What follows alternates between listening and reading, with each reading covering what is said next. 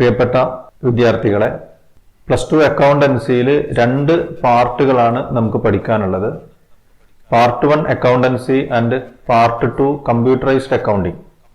Then ഇന്ന് മുതൽ second part നമ്മൾ ആരംഭിക്കുകയാണ്, കമ്പ്യൂട്ടറൈസ്ഡ് അക്കൗണ്ടിങ്. അപ്പോൾ സെക്കൻഡ് പാർട്ടിൽ വരുന്ന പ്രധാനപ്പെട്ട ചാപ്റ്ററുകൾ ഏതൊക്കെയാണെന്ന് ആദ്യം പരിചയപ്പെടാം. അതിൽ വരുന്ന ആദ്യത്തെ ചാപ്റ്ററാണ് overview of computerized accounting system. എന്താണ് കമ്പ്യൂട്ടറൈസ്ഡ് അക്കൗണ്ടിങ് സിസ്റ്റം?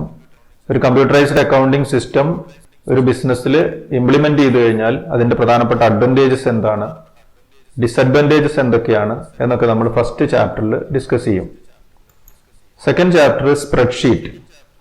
ഒരു ഇലക്ട്രോണിക് സ്പ്രെഡ്ഷീറ്റ് ആണ് നമുക്ക് പരിചയപ്പെടാനുള്ളത്. ലിബർ ഓഫീസ് കാൽക്ക് എന്ന് പറയുന്ന ഒരു ഓപ്പൺ ഓഫീസ് സോഫ്റ്റ്വെയർ ആണ് നമ്മൾ പഠിക്കുന്നത്. Third chapter use of spreadsheet in business applications. ഈ ലിബർ ഓഫീസ് കാൽക്ക് എന്ന് പറയുന്ന സോഫ്റ്റ്വെയർ ഒരു ബിസിനസ്സിൽ ഏതൊക്കെ ആവശ്യങ്ങൾക്ക് വേണ്ടി നമുക്ക് ഉപയോഗിക്കാൻ കഴിയും, പ്രധാനപ്പെട്ട ഏതൊക്കെ കാൽക്കുലേഷൻസിന് വേണ്ടി ഈ സ്പ്രെഡ്ഷീറ്റ് നമുക്ക് ഉപയോഗിക്കാൻ കഴിയും എന്നാണ് നമ്മൾ മൂന്നാമത്തെ ചാപ്റ്ററിൽ ഡിസ്കസ് ചെയ്യുന്നത്. നാലാമത്തെ ചാപ്റ്റർ വരുന്നത് graphs and charts for business data. ഈ സോഫ്റ്റ്വെയർ ഉപയോഗിച്ചുകൊണ്ട് ഗ്രാഫുകളും ചാർട്ടുകളും തയ്യാറാക്കുന്നത് എങ്ങനെയാണ് എന്നാണ് നമ്മൾ നാലാമത്തെ ചാപ്റ്ററിൽ പഠിക്കുന്നത്. ദെൻ അഞ്ചാമത്തെ ചാപ്റ്റർ പ്രധാനപ്പെട്ട ചാപ്റ്ററാണ് അക്കൗണ്ടിങ് സോഫ്റ്റ്വെയർ പാക്കേജ്. ജിനു കാക്ക എന്ന് പറയുന്ന ഒരു അക്കൗണ്ടിങ് പാക്കേജ് ആണ് നമ്മൾ പഠിക്കുന്നത്.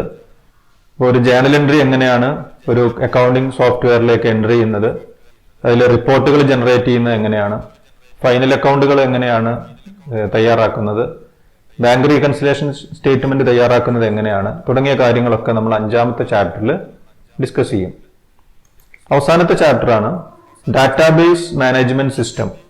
ഒരു ഡാറ്റാബേസിന്റെ മാനേജ്മെന്റ് ആണ് നമ്മൾ പഠിക്കുന്നത്. ഒരു ഡാറ്റാബേസ് ക്രിയേറ്റ് ചെയ്യുന്നത്, അതിൽ ആൾട്ടറേഷൻസ് വരുത്തുന്നത്, ഡാറ്റ എൻട്രി ചെയ്യുന്നത്, റിപ്പോർട്ട് ജനറേറ്റ് ചെയ്യുന്നത് തുടങ്ങിയ കാര്യങ്ങളാണ് അവസാനത്തെ ചാപ്റ്ററിൽ നമ്മൾ പഠിക്കുന്നത്.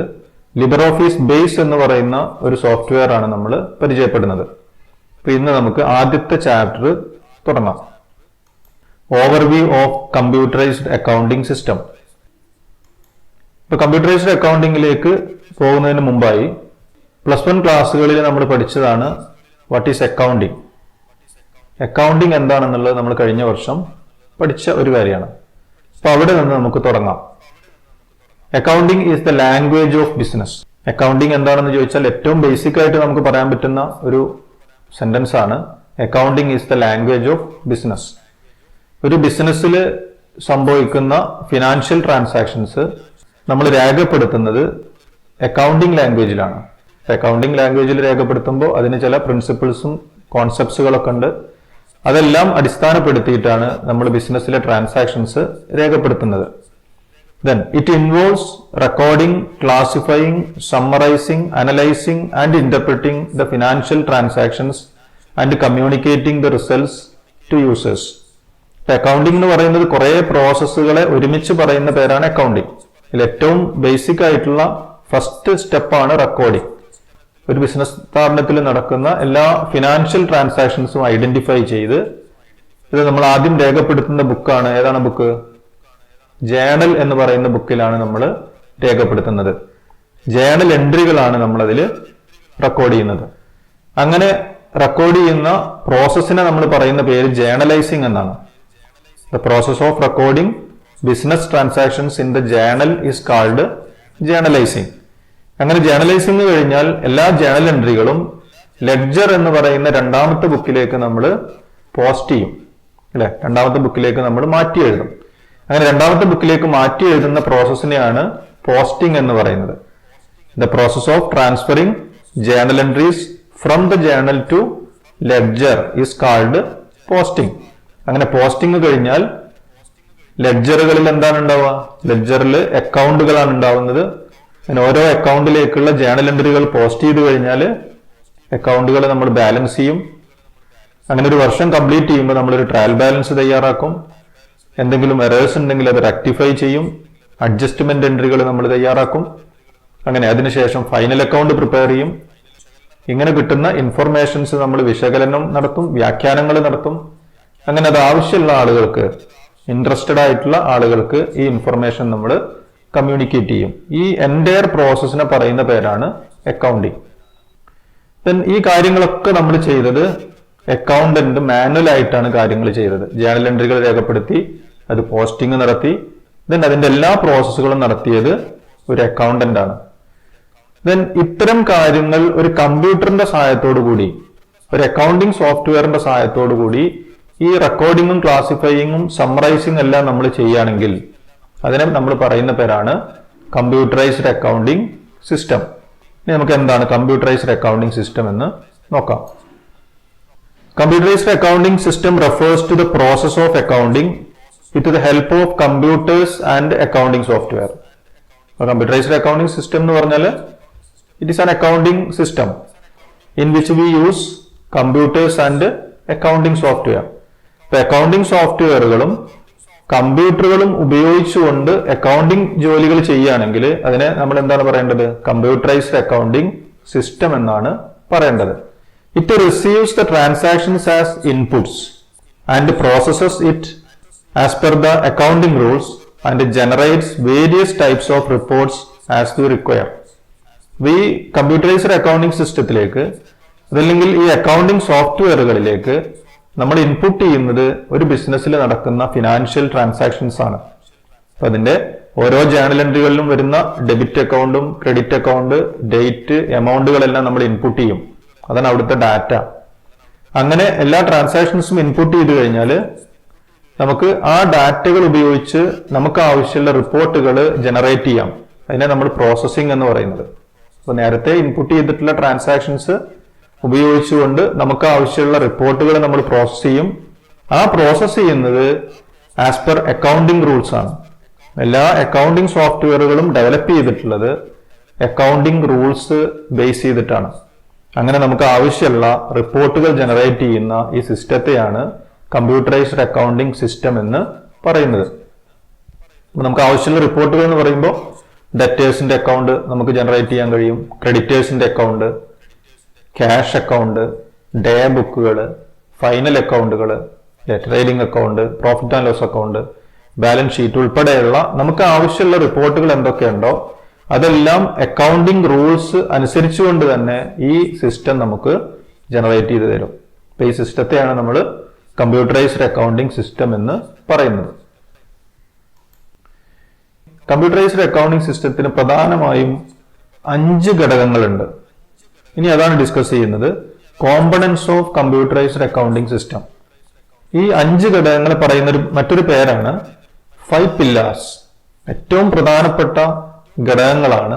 5 കോമ്പണൻസ് നല്ല രീതിയിൽ പ്രവർത്തിക്കുമ്പോൾ അല്ലെങ്കിൽ ഈ 5 കോമ്പണൻസും ഉണ്ടെങ്കിൽ മാത്രമാണ് ഈ സിസ്റ്റം നല്ല രീതിയിൽ മുന്നോട്ട് പോകുന്നത്. ഇനി എന്തൊക്കെയാണ് ആ 5 കോമ്പണൻസ് എന്ന് പരിശോധിക്കാം. ആദ്യത്തെ കോമ്പണന്റ് ആണ് പ്രൊസീജിയർ. പ്രൊസീജിയർ എന്ന് പറഞ്ഞാൽ logical sequence of accounting task. ഒരു കമ്പ്യൂട്ടറൈസ്ഡ് അക്കൗണ്ടിങ് സിസ്റ്റത്തിന് കൃത്യമായ ഒരു പ്രൊസീജിയർ വേണം. എന്താണ് പ്രൊസീജിയർ? ആദ്യം ബിസിനസ് ട്രാൻസാക്ഷൻ ഐഡന്റിഫൈ ചെയ്യണം, ഫിനാൻഷ്യൽ ട്രാൻസാക്ഷൻ ഐഡന്റിഫൈ ചെയ്യണം, ദെൻ അതിന്റെ സോഴ്സ് ഡോക്യുമെന്റ് തയ്യാറാക്കണം, അല്ലെങ്കിൽ അത് കളക്ട് ചെയ്യണം, ദെൻ ജേണൽ എൻട്രികൾ എഴുതണം, ലെഡ്ജറിലേക്ക് പോസ്റ്റ് ചെയ്യണം, trial balance preparation, then final account preparation. ഇതാണ് പ്രൊസീജിയർ എന്നുകൊണ്ട് ഉദ്ദേശിക്കുന്നത്. അപ്പോൾ കമ്പ്യൂട്ടറൈസ്ഡ് അക്കൗണ്ടിങ് സിസ്റ്റത്തിന് ഒരു പ്രൊസീജിയർ അത്യാവശ്യമാണ്. രണ്ടാമത്തെ കോമ്പണന്റ് ആണ് data. Data are raw fact taken from the source document to input. ഒരു കമ്പ്യൂട്ടറൈസ്ഡ് അക്കൗണ്ടിങ് സിസ്റ്റത്തിൽ ഡാറ്റ എന്ന് പറയുന്നത് ഒരു സോഴ്സ് ഡോക്യുമെന്റിൽ നിന്ന് എന്തൊക്കെ കാര്യങ്ങൾ നമ്മൾ ഈ കമ്പ്യൂട്ടറൈസ്ഡ് അക്കൗണ്ടിങ് സിസ്റ്റത്തിലേക്ക് ഇൻപുട്ട് ചെയ്യുന്നു, അല്ലെങ്കിൽ ഈ സോഫ്റ്റ്വെയറിലേക്ക് നമ്മൾ എന്തൊക്കെ കാര്യങ്ങൾ എൻട്രി ചെയ്ത് കൊടുക്കുന്നു, ആ ഫാക്റ്റുകളെയാണ് നമ്മൾ ഡാറ്റ എന്നുകൊണ്ട് ഉദ്ദേശിക്കുന്നത്. എക്സാമ്പിൾ പറയുകയാണെങ്കിൽ ഒരു വൗച്ചർ കിട്ടിക്കഴിഞ്ഞാൽ, ഒരു സോഴ്സ് ഡോക്യുമെന്റ് കിട്ടിക്കഴിഞ്ഞാൽ അതിൽ ആ ട്രാൻസാക്ഷന്റെ ഡേറ്റ് ഉണ്ടാവും, debit account, credit account, amount of transactions and other details. അങ്ങനെ ആ ഡോക്യുമെന്റ് ഉപയോഗിച്ചുകൊണ്ട് കമ്പ്യൂട്ടറിലേക്ക് നമ്മൾ എൻട്രി ചെയ്ത് കൊടുക്കുന്ന എല്ലാ കാര്യങ്ങളെയും നമ്മൾ പറയുന്ന പേരാണ് ഡാറ്റ. ദെൻ തേർഡ് കോമ്പണന്റ് ആണ് പീപ്പിൾ. പീപ്പിൾ എന്ന് പറയുമ്പോൾ യൂസേഴ്സ് ഓഫ് കമ്പ്യൂട്ടർ സിസ്റ്റം. ഈ കമ്പ്യൂട്ടർ സിസ്റ്റം നല്ല രീതിയിൽ, കമ്പ്യൂട്ടറൈസ്ഡ് അക്കൗണ്ടിങ് സിസ്റ്റം നല്ല രീതിയിൽ പ്രവർത്തിക്കണമെങ്കിൽ അവിടെ ഒരു അക്കൗണ്ടന്റ് ആവശ്യമാണ്, അതല്ലെങ്കിൽ ഒരു കമ്പ്യൂട്ടർ ഓപ്പറേറ്റർ അല്ലെങ്കിൽ ഡാറ്റ എൻട്രി ഓപ്പറേറ്റർ ആവശ്യമാണ്. കാരണം ഈ ഡാറ്റ ഇൻപുട്ട് ചെയ്യുന്നതും ആവശ്യമായിട്ടുള്ള നിർദ്ദേശങ്ങൾ കൊടുക്കുന്നതൊക്കെ അക്കൗണ്ടന്റ് അല്ലെങ്കിൽ ഡാറ്റ എൻട്രി ഓപ്പറേറ്റർ ആണ്. ഇതൊരു പ്രധാനപ്പെട്ട കോമ്പണന്റ് ആണ് പീപ്പിൾ. ദെൻ ഫോർത്ത് കോമ്പണന്റ് ആണ് ഹാർഡ്വെയർ. ഹാർഡ്വെയർ എന്ന് പറയുമ്പോൾ computer and it's peripherals. Physical components of A computer is called hardware. ഇപ്പൊ CPU, display unit, printer, network ഉൾപ്പെടെയുള്ള ഹാർഡ്വെയർ പാർട്സും കൂടി ഉണ്ടെങ്കിൽ മാത്രമാണ് ഈ സിസ്റ്റം പ്രവർത്തിക്കുന്നുള്ളൂ. ദെൻ അവസാനത്തെ കോമ്പണന്റ് ആണ് സോഫ്റ്റ്വെയർ. സോഫ്റ്റ്വെയർ എന്ന് പറയുമ്പോൾ സെറ്റ് ഓഫ് പ്രോഗ്രാം. പ്രധാനമായിട്ടും ഈ സിസ്റ്റം പ്രവർത്തിക്കണമെങ്കിൽ രണ്ട് തരം സോഫ്റ്റ്വെയറുകളാണ് ആവശ്യമുള്ളത്: system software and application software. ഒരു കമ്പ്യൂട്ടർ സിസ്റ്റം പ്രവർത്തിക്കുന്നതിന് വേണ്ടിയിട്ടുള്ള ഏറ്റവും ബേസിക് ആയിട്ടുള്ള സോഫ്റ്റ്വെയർ ആണ് അതിന്റെ ഓപ്പറേറ്റിംഗ് സിസ്റ്റം. അതാണ് സിസ്റ്റം സോഫ്റ്റ്വെയർ. ഇപ്പൊ വിൻഡോസ് ഓപ്പറേറ്റിംഗ് സിസ്റ്റം ആവാം, ലിനക്സ്, ഉബുണ്ടു പോലെയുള്ള ഓപ്പറേറ്റിംഗ് സിസ്റ്റം ആവശ്യമാണ്. അതുപോലെ തന്നെ അതിന് പുറമെ ഒരു അക്കൗണ്ടിംഗ് പാക്കേജ്, ഒരു അക്കൗണ്ടിംഗ് സോഫ്റ്റ്വെയർ കൂടി അതിൽ ഇൻസ്റ്റാൾ ചെയ്യണം. എക്സാമ്പിൾ പറയുകയാണെങ്കിൽ ടാലി, ജിനുകാക്ക, ഡാക്കീസി, പീച്ച് ട്രീ ഉൾപ്പെടെയുള്ള ഏതെങ്കിലും ഒരു അക്കൗണ്ടിംഗ് സോഫ്റ്റ്വെയർ കൂടി ഇൻസ്റ്റാൾ ചെയ്ത് കഴിഞ്ഞാൽ മാത്രമേ നമുക്ക് ഈ സിസ്റ്റം നല്ല രീതിയിൽ പ്രവർത്തിപ്പിക്കാൻ കഴിയുന്നുള്ളൂ. അപ്പൊ ഇതാണ് കമ്പ്യൂട്ടറൈസ്ഡ് അക്കൗണ്ടിംഗ് സിസ്റ്റത്തിന്റെ ഏറ്റവും പ്രധാനപ്പെട്ട 5 കോമ്പണൻസ്. കമ്പ്യൂട്ടറൈസ്ഡ് അക്കൗണ്ടിംഗ് സിസ്റ്റത്തിൽ നമ്മൾ എപ്പോഴും ഉപയോഗിക്കുന്ന 2 ടേംസ് ആണ് ഡാറ്റ ആൻഡ് ഇൻഫർമേഷൻ. ഇനി നമുക്ക് എന്താണ് ഡാറ്റ, ഒരു ഡാറ്റ എങ്ങനെയാണ് ഇൻഫർമേഷൻ ആയിട്ട് മാറുന്നത് തുടങ്ങിയ കാര്യങ്ങളാണ് ഇനി നമ്മൾ ഡിസ്കസ് ചെയ്യുന്നത്. Data comprises of 1 or more items relating to a transaction. It is the smallest unit. When data is processed, it becomes information. ഞാൻ നേരത്തെ പറഞ്ഞ പോലെ ഒരു സോഴ്സ് ഡോക്യുമെന്റിലുള്ള ഓരോ കാര്യങ്ങളെയും നമുക്ക് എന്ത് പറയാം? ഡാറ്റ എന്ന് പറയാം. ഇപ്പൊ date, debit account, credit account, ഇതെല്ലാം എന്താണ്? ഇതൊക്കെ ഡാറ്റകളാണ്. ഈ ഡാറ്റകളാണ് നമ്മൾ കമ്പ്യൂട്ടറിലേക്ക് ഇൻപുട്ട് ചെയ്യുന്നത്. ഇങ്ങനെ നമ്മൾ എൻട്രി ചെയ്ത് കൊടുത്തിട്ടുള്ള ഡാറ്റകൾ പ്രോസസ് ചെയ്ത് കഴിഞ്ഞാൽ അതിനെയാണ് നമ്മൾ എന്ത് പറയുന്നത്? ഇൻഫർമേഷൻ എന്ന് പറയുന്നത്. അപ്പൊ നമ്മളൊരു ഫൈനൽ അക്കൗണ്ട് പ്രിപ്പയർ ചെയ്യുക, ഒരു ഡെറ്ററുടെ അക്കൗണ്ട് റിപ്പോർട്ടായിട്ട് ജനറേറ്റ് ചെയ്യുക, ഇതൊക്കെ എന്താണ്? ഇതൊക്കെ ഇൻഫർമേഷൻസ് ആണ്. Conversion of data into information. Computerised accounting system converts data into information. അപ്പൊ ഈ സിസ്റ്റം ഡാറ്റയെ എന്തായിട്ട് കൺവേർട്ട് ചെയ്യും? ഇൻഫർമേഷൻ ആയിട്ട് കൺവേർട്ട് ചെയ്യും. ഈ സിസ്റ്റത്തിന് 4 ഭാഗങ്ങളാണ് പ്രധാനമായിട്ടും വരുന്നത്.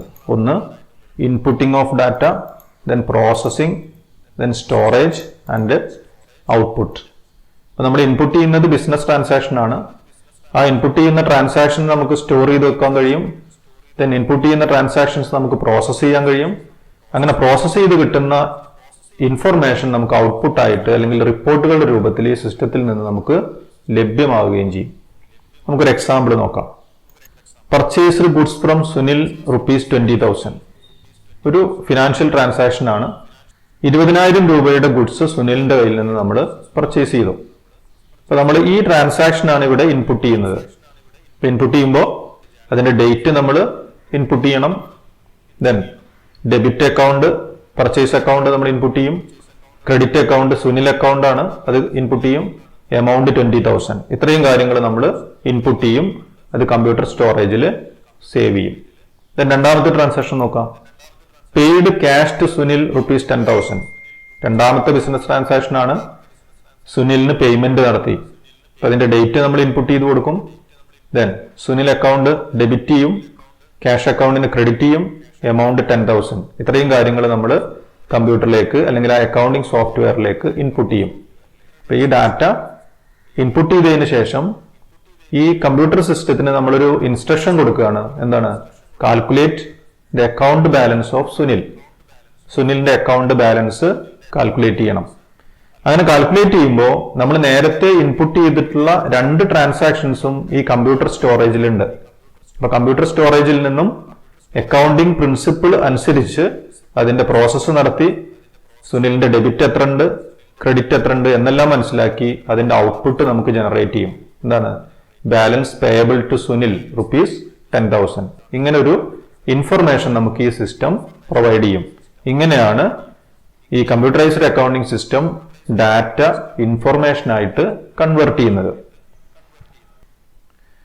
ഇതിനെന്തെല്ലാമാണ് കമ്പ്യൂട്ടറൈസ്ഡ് അക്കൗണ്ടിംഗ് സിസ്റ്റത്തിന്റെ ഫീച്ചേഴ്സ്, പ്രധാനപ്പെട്ട ഫീച്ചേഴ്സ് എന്തൊക്കെയാണെന്നാണ് നമ്മൾ നോക്കുന്നത്. ഒന്നാമത്തെ ഫീച്ചറാണ് simple and integrated. Basic computer operations അറിയുന്ന, ബേസിക് പ്രിൻസിപ്പിൾസ് അറിയുന്ന ഏതൊരാൾക്കും കമ്പ്യൂട്ടറൈസ്ഡ് അക്കൗണ്ടിംഗ് സിസ്റ്റം നമുക്ക് ചെയ്യാൻ കഴിയും. Then it is integrated.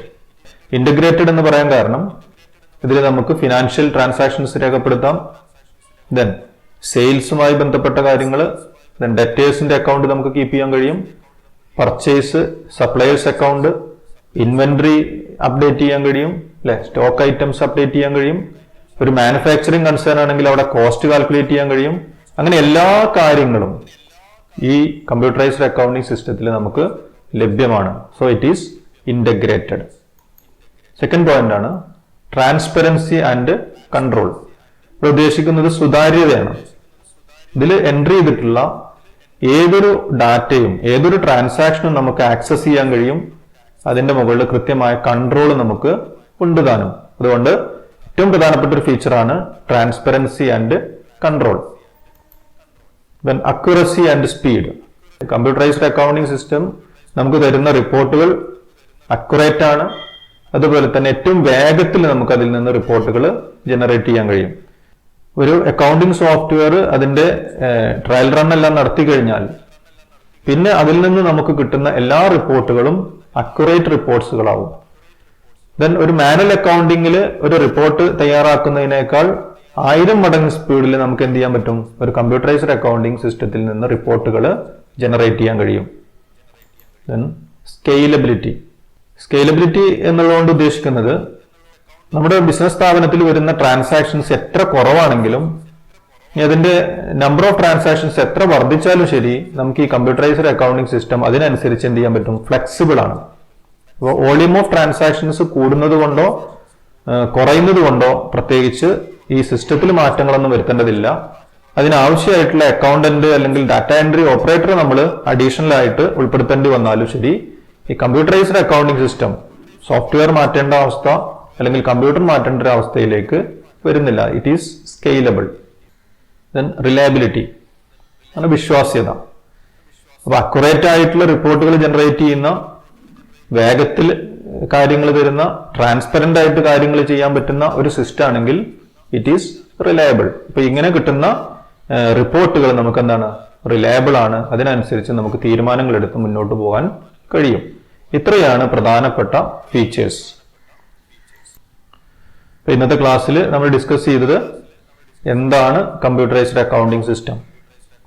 It is the process of accounting with the help of computers and accounting software. കമ്പ്യൂട്ടറും അക്കൗണ്ടിംഗ് സോഫ്റ്റ്വെയറും ഉപയോഗിച്ചുകൊണ്ട് അക്കൗണ്ടിംഗ് വർക്കുകൾ ചെയ്യുകയാണെങ്കിൽ അതിനെയാണ് നമ്മൾ കമ്പ്യൂട്ടറൈസ്ഡ് അക്കൗണ്ടിംഗ് സിസ്റ്റം എന്ന് പറയുന്നത്. രണ്ടാമത് നമ്മൾ ഡിസ്കസ് ചെയ്തതാണ് components of computerised accounting system.